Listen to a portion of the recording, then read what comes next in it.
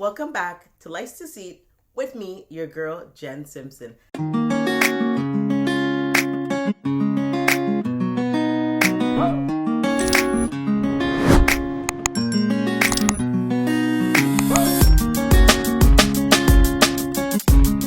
are you guys doing? How is your week, your morning, your afternoon, your night, wherever you are in the world? I hope you're having a fantastic day, week. You guys are still giving yourself grace, love, and really taking time with yourself. To my new listeners, thank you for joining me. Please don't forget to hit the subscribe button, hit the like, leave your girl a comment. Hello. Welcome back to Life's Deceit, where we talk about real conversations and we really break those generational cycles together. This season, we're diving deep into breaking generational cycles. Breaking generational cycles is a lifestyle. It's not an easy thing to do, but we continue to do it for ourselves, our children, our loved ones, and future generations to come. And I want to thank you guys for tuning in with me and continuing to show your girl some love. In today's episode, we have an amazing guest. She is someone who brings a truly unique and powerful perspective to this conversation of healing and breaking generational cycles. It's a different angle on healing and how we heal and how we pour back into ourselves. She's a coach, she's a facilitator, she's a speaker, and a bridge builder. She is a bridge builder between horses and humans. Yes, I said horses. I love horses, but I was also terrified of them as a child and never had the opportunity to ride one. But it is on my bucket list and I will be riding one soon, probably in Jamaica though. Her work in trauma recovery, leadership, and personal growth is not only inspiring, but it's transformational. It is something that I'm excited to share with you guys because I've never seen a coach or heard of anybody helping to heal trauma and help people heal their experiences in life through horses.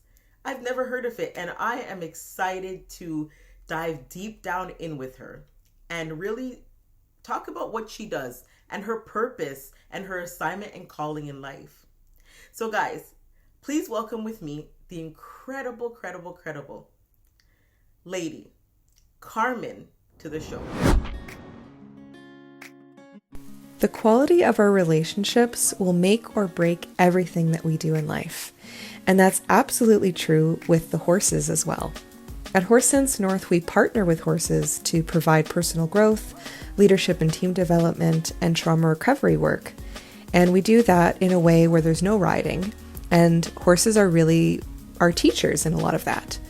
But what's so important is that the relationship that the horses have with their human herd is really healthy and connected. It's impossible for them to do a good job if they don't feel safe and connected in their day-to-day life, if they don't feel seen and heard in every way, supported, cared for, but also really seen at a soul spiritual level. Now, the nice thing is that they also give that back. So it's not just a one-way street where, as caretakers, Aquila and I really have to look after the horses only. They're looking after us too.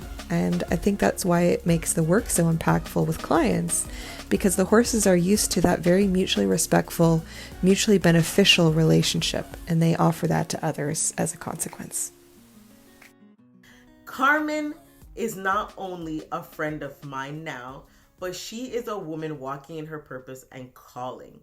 She is brave, she's bold, she has taken the steps that she needed to take to become the woman that she is today, and not only become the woman for herself, but become the woman for her purpose, for her calling that God has on her life, and for other people and generations to come. Carmen understands that we are a village, we are one unit, and nothing that we do is by chance. We do everything for a purpose. Everything that happens in our life is for a purpose and a reason, and brings us back to our life and who we are becoming and who we're supposed to be and who God calls us to be. So guys, please welcome Carmen. So, hello, Carmen. How are you doing? I'm doing really well, Jen. I'm so happy to be here and to meet you. I am honored, absolutely honored to be in your presence. I am very fortunate to have you as a guest, a fellow, I can put Canadian. Yes, let's say Canadian, fellow Canadian, which I'm excited because sometimes we venture out on the whole world. We're so invested in what's going on in America and other countries, but Canada, we are here and there's a lot going on in our country as well. So I'm excited to be sitting with you, and I want to honor you and thank you for stepping in your calling, accepting your calling first, and then stepping into it and walking in it so gracefully, because you are doing an amazing job. And I pray that you continue to flourish in it. I pray that you continue to trust yourself and trust God with your calling, because it's not easy. We talk about calling and purpose so much, and we see it right in our face every day on social media. But people don't understand the magnitude of it and that it's not an easy thing to do. Like, we may be putting out all these amazing quotes and videos and trying to be perfect, but it is hard to wake up and still want to be purposeful and serve sometimes. Because some days we're feeling absolutely dry. And I thank you for showing up and showing up in ways that people don't expect and I didn't expect. And I'm excited to dive in with you and show people another side of healing from their trauma. And it's not just communicating, it's not just in relationships. There's so many ways to heal, and there's so many ways to respond to trauma. So thank you, Carmen, for gracing the Lycesses podcast, our platform, and being willing and open to bless other people's lives. Jen, that was one of the warmest, most lovely introductions I've ever received. Thank you. I really appreciate that, as well as the insightful parts of it around it's not easy to follow what is our life's purpose and calling. And it is sometimes a real struggle and grind, and yet it's worth it every step of the way. So if I can offer anything to your community here, that is, a big piece of it is that it's worth it to do what feels and is right in our heart, and that we're starting off on that foot. Feels really beautiful, especially when the world and life is really hard sometimes too. And that doesn't mean that one needs to cancel the other out. Great. And I want to sit there for a second. I went to an event and I didn't know what to expect. And one of the topics that she talked about was our purpose and how hard it is, and that people don't realize it. And I think we spend so much time, especially me, sometimes when I listen back to recordings or things that I put out there, or if I'm writing something, I used to always go back and try to perfect it in a certain way. And I'd always think about it. How are people going to receive it? Are they going to attack me? Are they going to be upset because what I'm going to say? And she said, when you are living in purpose and you're called to serve, you cannot focus on how people are going to receive it, because sometimes they may hate it. Sometimes they may hate it, but that doesn't mean that your message is wrong. It's just hard for other people to accept it because they know that it's the truth, but they're not ready to face that truth. So I wanted to ask you, being in your purpose, and we are going to talk about the amazing work that you're doing because I'm excited, okay? Horses. When I was a little girl, I always wanted to ride a horse. I still haven't gotten the opportunity to, but I'm going to. That is on my list of things to do. I want to touch a horse. I just want to be beside a horse for once in my life. And you are doing something amazing through animals and horses. They're beautiful, beautiful, beautiful, beautiful creatures. And I know every little girl probably, although you're scared of it, you want to ride a horse, same as I do. But being in your purpose and, you know, knowing that you have to deliver on those days when you feel sometimes you feel purposeless. You feel like, okay, just want a break. What do you do? Like, how do you refuel yourself? Great question. And I love the enthusiasm on horses. clearly, I feel the same way. I'm the founder and director of Horse Sense North, and I work with horses and people to do all kinds of like horse work for personal growth, for leadership and team development, but most of all for trauma recovery. And I think it's important to note that because I have to do the same things for myself. And the horses teach me the same lessons that we work with for other people. So the first thing that comes to mind when you ask that around like, what is it that I really need to do or have done to help myself, like find the energy to recharge, to refuel, to heal myself, really. Mm-hmm. The first thing is permission. The first thing is giving myself permission. And that's where I've done a lot of work and continue to do work, because especially when there's a big drive, especially when there's a big feeling of like work that we're called to, and, you know, already overcoming those humps to get to that point of doing the work, because there's all kinds of permissions that we have to give ourselves to follow the path that we actually know we should be on. And, you know, continue to pursue it even when there's roadblocks and even when there's barriers and even when it seems impossible. And we have to keep ourselves healthy and sustained, or try to, mm-hmm. in the process and as we continue. And so for me, again, permission is the biggest thing, because the actions and what I do can vary. You know, there's a lot of different ways to recharge. There's millions of ways. Yeah. But am I going to give myself the honoring, which means like letting myself do the things, whatever that is in the moment. So that permission. Wow. And I say wow because I don't think anybody really thinks about that. Giving yourself the permission to do it.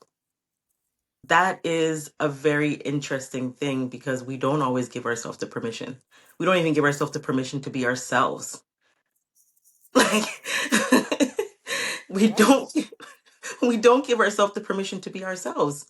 Like I know that I went through that, and I'm like I had to go through that whole process of giving myself permission to say I am Janelle Simpson. Wow, like giving yourself permission. Wow, I'm glad that you said that. Thanks, Jen. And that is the first step to recharging, is giving yourself the permission to do it. And you know, the word selfish has been taken out of context, because selfish is not a bad thing. Being selfish is putting yourself first so that you can serve. Yeah. And I think we've wrapped selfish with self-love as well, because it's another way that we keep diminishing our worthiness. We keep diminishing our birthright to care and love about ourselves. So then there's all these other words that kind of get mixed in that diminish it and make us question it. And there's nothing wrong about taking care of ourselves. There's nothing wrong about knowing who we are, about honoring who we are. But we're growing up in systems and societies that, for all kinds of reasons and all kinds of ways, mm-hmm. really create patterns in us and really create beliefs in us that say otherwise. So even the conversation around it is important, because it's just something that's going against creating evidence for something else. And it's exciting for me to be part of that with you. So thank you for that. Thank you, because you said something that was really exciting, and that we couple self-love with those things that we deserve. And it's true, because a lot of times it's like we have to explain it. Well, because I'm demonstrating self-love, this is why I'm doing this. No, it's because you're deserving of it, and you're allowed to. You're allowed to give yourself those things without explaining that you're now practicing self-love. Right. So I agree with you on that. And that was deep without you even being loud. That was really deep. That was just so calming in the spirit. Just to hear that. It's a real reminder. Oh, I appreciate that, Jen, a lot.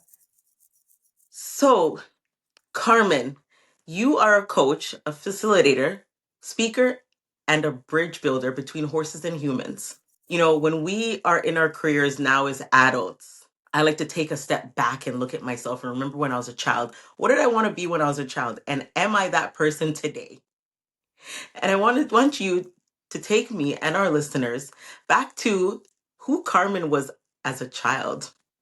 and where you were raised, what was your family dynamic like, what you represent, and what you hope that your purpose will be or your legacy will be when you leave this earth. Hmm. These are big, beautiful questions, and I hope I remember them all. So if I get off track, please help me out with that. And thank you for asking.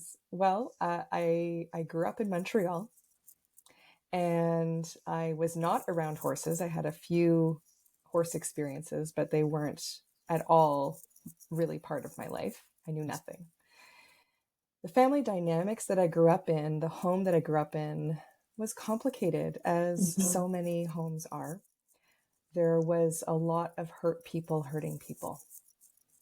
There was a lot of um, emotional, verbal abuse, and a lot of really unsafe patterns that were taking place that created a lot of protection mechanisms in me. And so, despite that, I felt really committed to listening to my heart and being true to myself, even when it felt impossible. And there were times where it really seemed impossible. There was a lot of people pleasing to the outside world. And there was a lot of kind of the reverse at home, where I was very often a protector for my mother, for myself, for standing up for what was right in the home. But I couldn't seem to find my voice outside of the home Yeah. in the same kind of way. Yeah. And I ended up going to school in Montreal at Dawson College and studying social services. Nice. And that was great because it started to really give me the language and, perhaps more importantly, the validation Mm. that what I always knew to be wrong at home was actually what it was, what I knew it to be. Mhm. And that's not to say we can't have compassion, or that I can't have compassion for the family members that created the harm, because everyone has their hurt story. But Mhm. also, no one should keep causing the harm. And so there's a paradox where it can be true that there is an accountability and a responsibility there, while also tremendous understanding and compassion for why it happens. Yeah. And so learning that, and then working a little bit in that through my experience at Dawson, was just so beautifully transformative in my life. But there was another major transformation that took place while I was at Dawson College that absolutely changed everything. And I think it's important to talk about. I'll mention for anyone listening, though, that this part of the story can potentially be activating. I won't go into too much detail, but I think it's important to share what the story is. So while I was studying social services at Dawson College, there was a school shooting that took place. And I really thought that I was going to die for about 45 minutes. I was stuck hiding in a classroom as the shooter was getting closer and closer. And we were on the block, so to speak, that he was coming along. Mhm. And I ended up not dying. I ended up getting to be outside. Surprise, obviously I'm here. Um, and I got outside, and I took that first breath of air outside of the building, knowing that I was out of there. And I felt the sun on my face. And everything was different. It's like everything in life had more vibrancy, had more color, had more courage. I had more courage to see life differently, to be in life differently. Mhm. Because when death felt so very close, which it always is, Yeah. but it brought it into a very visceral and tangible way into my world. And it totally allowed me to turn up the volume dial on what my heart knew and translate that into action in my life, which meant leaving the city, leaving my family home, leaving school, leaving everything, all my friends, all my family, everything I knew behind, and being a total fish out of water, Oh. and going to work on a farm with horses. Wow. Wow. If you can say pivot, now that was a huge pivot. Yeah. I know you were gonna say, okay, I moved, I changed my life, but moving on a farm, wow. Yeah. Wow. Yeah. I mean, and pivot's the perfect word because I just needed everything to change. Mhm. And I needed to be closer to nature. I needed to be listening to what my true calling in my heart was, even if I didn't know what it was leading to.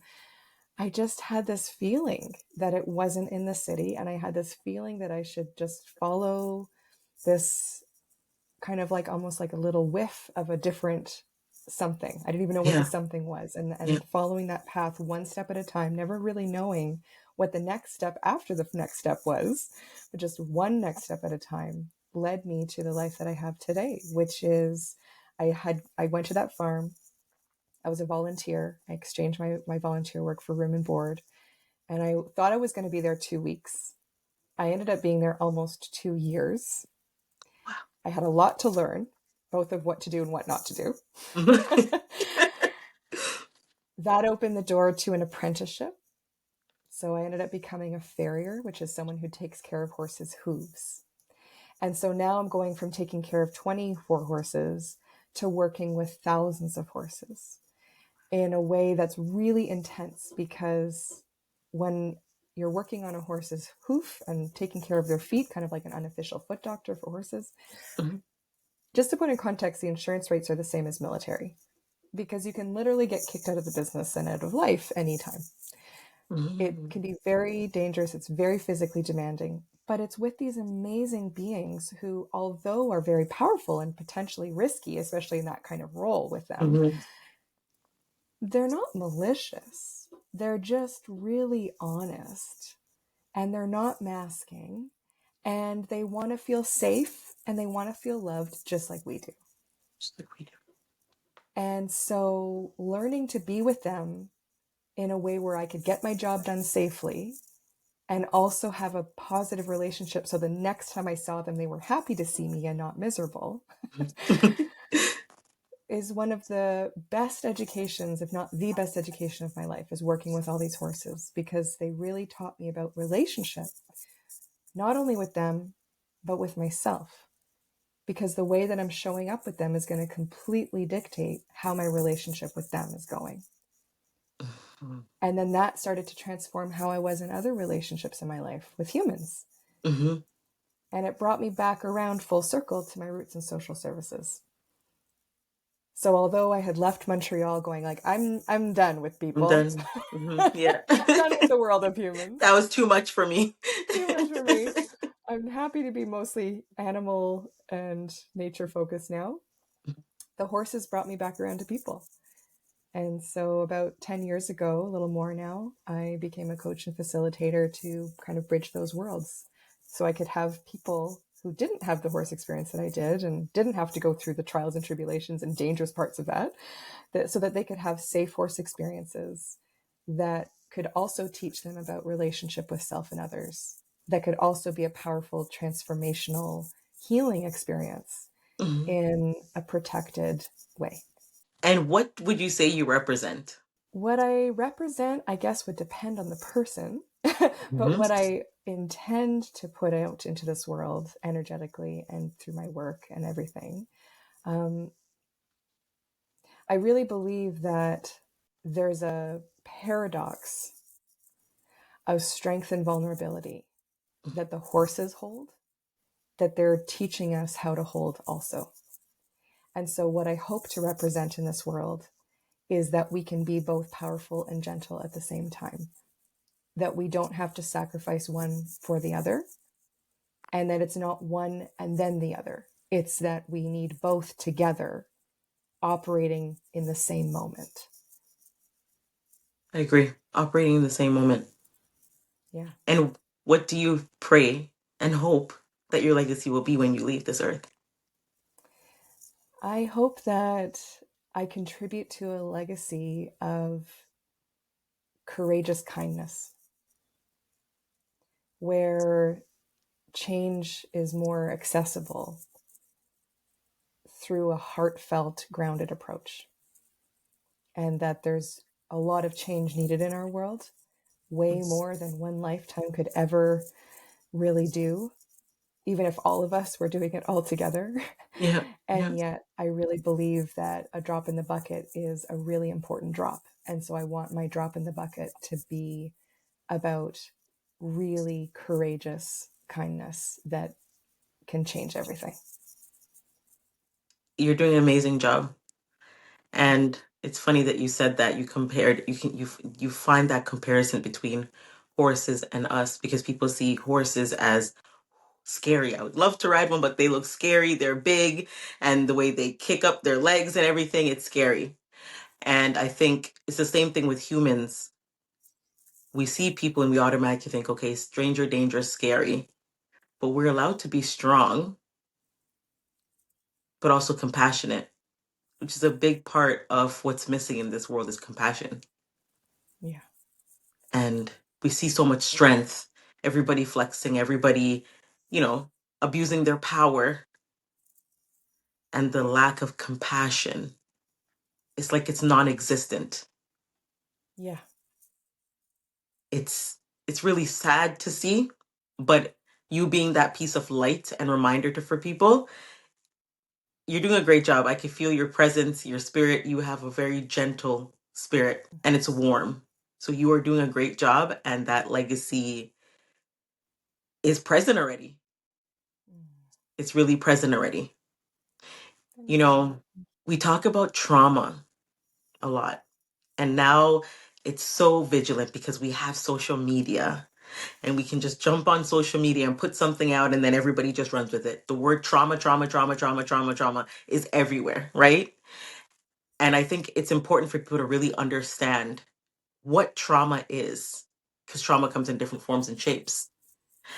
And understanding that your age doesn't define the trauma you experience, right?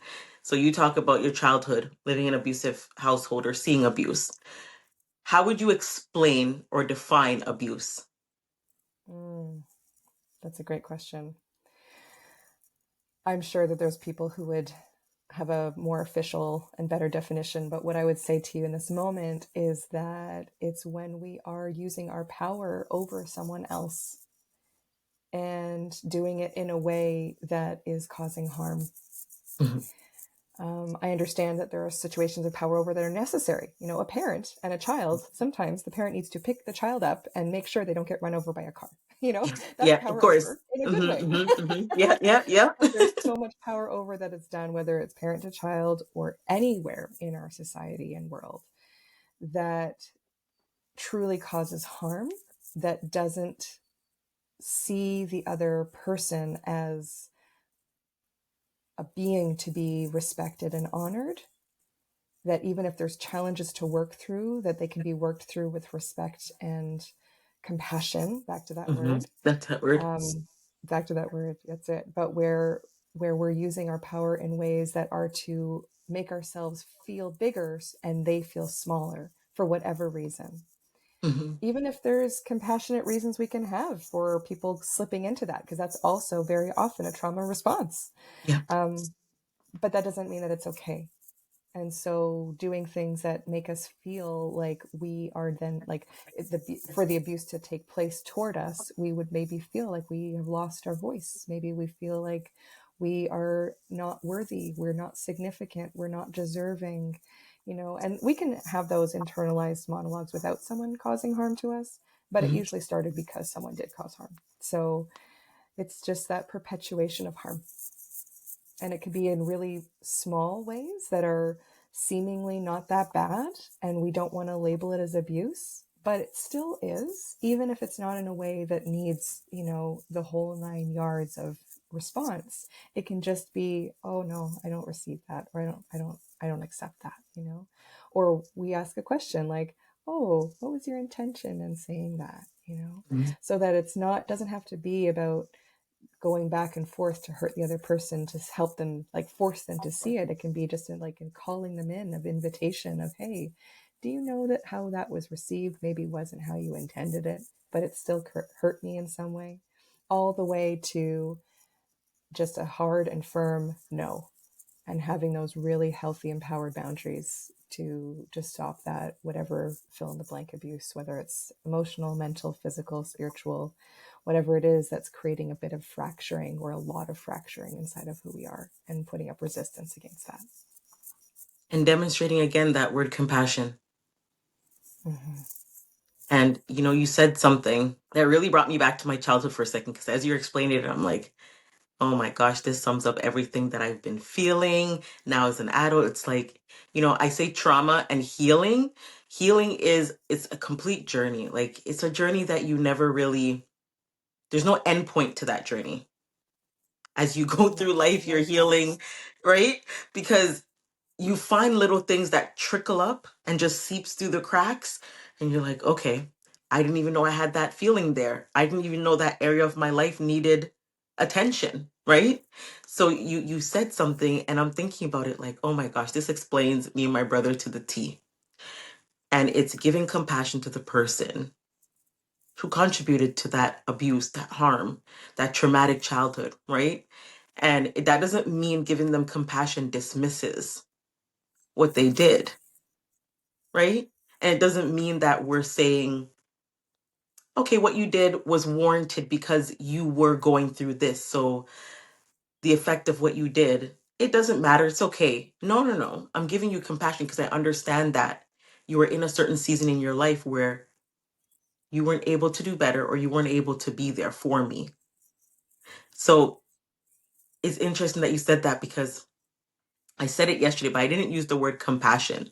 I used the word grace, because my mom, you know, sometimes our parents, and if you are blessed for your parents to tell you the things that they've gone through in their life, I am so happy for you, because most of our parents, they don't go back in time and let us know that they went through some trauma that they didn't heal from, or their parents were abusive towards them. We just know sometimes without them saying anything, right?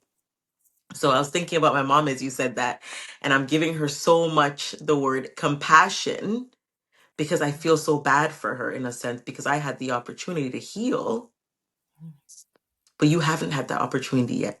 And then you said something about being a child that was the protector. Mm-hmm. And then we find ourselves as an adult still doing the protection. And then you ask yourself, well, how long can I do this protecting for? Because now I gotta give myself permission to give myself what I deserve. That's right. So when you talk about that, it's deeper than just what you said, because we have to remember that we don't owe anybody anything. We can give compassion, but we don't have to tolerate. Yes. We have to set up those boundaries. So, would you say it was after the school shooting was when you realized that, or if you realized at that point that you had some trauma that you needed to heal from? I think I recognized that there was a lot of stuff going on for me before that, and I was already kind of aware and working on actively some of those pieces, especially during my education as I was expanding in social services. Um, I was experiencing some really difficult things during high school as well, different self-harm behaviors. I was starting to get into certain substances. And so that was kind of ongoing, but also being curbed by the time the school shooting was happening. Um, but it definitely brought to light not so much that, oh, I need to be healing more. It was more about actually experiencing the healing, Mm-hmm. because it allowed me to go, well, if I'm going to have a life, if I'm going to be in a body, if I have a soul, if I have this opportunity on this planet, then I better make the most of it. And it was a moment of taking back my power, of becoming more whole in the Mm-hmm. face of almost non-existing. And so it was like, well, if that's an alternative, I don't want to live. If I'm going to live, I want to really live. I want to be really alive. I don't want to be kind of half alive or on the way to dying slowly. I want to be fully alive and then I die. I Even if love my that. body is decomposing, even if there's other things going on that hold me back, slow me down physically, cognitively, whatever, I want the choices that I'm making, that I have the ability to make, to be from this place of sincere, full aliveness. And that takes courage. And it's the courage dial that really got brought up through that. And that is, to me, an experience of actually healing, not knowing that I need to do more of it. Yes, there's lots more to do. It's a Mhm. lifelong journey. The horses were and continue to be incredible teachers around that. Mhm. But I think it's a knowing and almost like a decision that, oh, I'm going to choose my life. It's like an awakening. Yeah, absolutely. Yeah. It's like something Absolutely. awakes in the spirit, like, okay, no, I don't want to live like this. I want to live full, free, and authentic. Yes. And I love that you took that courage, that leap of faith and said, I gotta go. Because if I don't go, I'm gonna be locked up in fear and just walking on eggshells and anxiety, wondering what's next. That's it. And I'll also know in part of me that I was being called to do something and I didn't answer the call, that I put it to the side in the name of doubts, expectations, fears, whatever that might be. Hmm. And I know that there's some wonderful research that even shows this now. When people are on their deathbed, they don't regret the things that they did, they regret the things that they didn't do. And Right. so, not even knowing that research at the time, I just had this intuitive knowing that if I'm going to have one more day, 2 more days of life, 5 more years, whatever that might look like, I don't want to regret the things that my heart told me I need to do that I didn't listen to. I love that, Carmen, because I'm in that phase right now. I'm in that phase of I don't want to regret anything, okay? And you see how you just said you gotta go? I'm in that moment of my life where something's telling me to go, but I'm like, "Oh, but if I go, what's gonna happen? Am I gonna fail? Is it gonna work? Da da da. The kids, blah blah. Like I'm making all these excuses instead of saying, just be free and do it because you don't know what's ahead. What if it's the most beautifulest thing that could ever happen to you and that pivot moment happens? So I love that you said that and you're giving me life over here to stop Yes. holding back and clenching my teeth and just doing it. I love that so much. You're Yay. giving me, I'm thank you for cheering you giving me. on. Don't worry, I'm going to tell you all the details towards doing it. Good. Good. So I know that we're not going to obviously go into detail about the school shooting, but we see it a lot happening Hmm. and a lot happening to our youths, our children. Sometimes it gets forgotten how much they go through. And my Hmm. son's, he's doing exams right now. And I'm like, sometimes I'm like, he gets up on time, he does what he's supposed to do. And sometimes when he wakes up a little bit groggy and he's running late, I'm like, you gotta get ready. You can't be late. And then sometimes I pull myself back and I'm like, oh Lord, listen, I remember having to go to high school. It's not easy. Parents, high school, just take yourself back to high school. You may have been a straight A student. If you were, kudos to you. You might have loved school. Congratulations to you. But school, not everybody loves school. And that's a given. The workload is a lot. And mentally, it's a lot on them. It is exam season. And I pray that all the kids are able to mentally focus and pull themselves together because it's a lot. And I see my son, I see him doing great. He's saying, okay, mom, I'm going to get a 90 on this test. I'm like, okay, I'll settle for the 90. But I'm like, why am I being so like demanding on him when I was that child that I didn't like going to school all the time? Sometimes I woke up and I felt miserable and I just couldn't explain why I was feeling this way. And now I'm Hmm. taking time with them to understand, okay, fine, you're not feeling good today. Let's sit for an hour and decompress. Let's get ourselves ready together. I'll give you that hour to do what you want to do, whether it's listening to music, writing, whatever you like to do, do that. Let's not rush in the morning where, your anxiety levels is all over the place, right? So our kids are going through things, and sometimes we forget, because as adults we're going through things too. And sometimes we forget to ask questions, we forget to say, how was your day, and just listen. I had a guy on the podcast who told me, he said, parents, just shut up. And I was like, okay, keep going, let me hear this shut up part. And he's like, just shut up. He's like, ask them the question, just shut up and listen. Don't judge, don't try to pry, just listen. Because once you listen, you start hearing different things. You start understanding things differently in their life, right? So for you experiencing that shoot, I know it was college, but for you experiencing that, what was that like for you? And I know that moment for you was like, I'm finished. I'm finished. And a lot of things were probably running through your mind, but numbness and just in survival mode. So what was that experience really like? Yeah, I think so. One of the terms that I've learned over the years that's been really helpful to describe what happened to me is post traumatic growth. And post traumatic stress is something we hear a lot about, which is, of course, very real. And so is post traumatic growth. It doesn't often happen right in the moment of the traumatic event, but it can.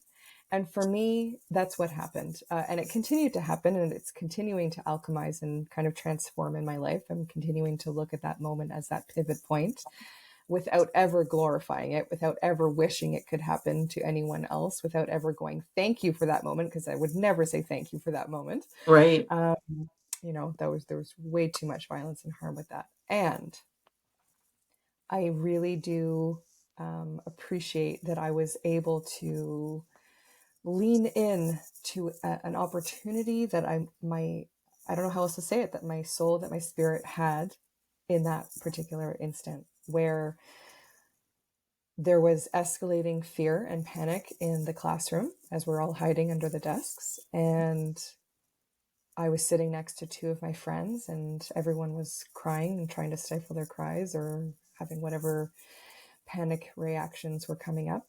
And then on the island of Montreal during that experience, everyone was trying to contact their loved ones. It was a huge college. There's 10,000 students there. And everyone's trying to get in touch with their people. And because at the time, the cell phone towers are not what they were like Mm-hmm. today. Mm-hmm. And so the whole communications on the island of Montreal shut down. All the cell towers got overloaded and no one could get through to anybody. And so in that moment, when everyone was in the middle of making their phone calls that they didn't know if were going to be their last, then all of a sudden no one could get in touch with anyone. And then the panic, which was already very high, and the fear that was already very high, just jumped up like 5, 6, 7, 8 notches. And I felt myself and my heart rate starting to really increase. And I felt everything going toward that like panicky place. And then, similar to how I described, I just kind of caught the whiff. I caught the scent of another option. I caught the whiff, the scent of going to a farm outside of Montreal. I don't know how it would just came across my lap as an opportunity. And it was the same kind of feeling in this moment in the classroom. And it's not the same as going numb. It's not the same as having a freeze response. I know what those are like. This was almost like a moment of surrender or maybe it was, where I just sensed that I could keep escalating in my fear, or I could go down this other route. And I veered at that fork in the road and went down this other route. And what happened is that I got incredibly calm. And I still felt very able to mobilize, to act. I had a game plan of what to do when XYZ then happened. I was able to still be in my body. I was completely in my body. I felt very in alignment. I felt very integrated. I felt very clear. Mm-hmm. And I felt this deep knowing that if this was the end, it's okay. If this was where my life ended today, I did my best. And I'm not afraid. And it's okay. I hope to live. I want to live. I choose to if I get the choice. Mm-hmm. But if I don't get the choice, it's okay. you.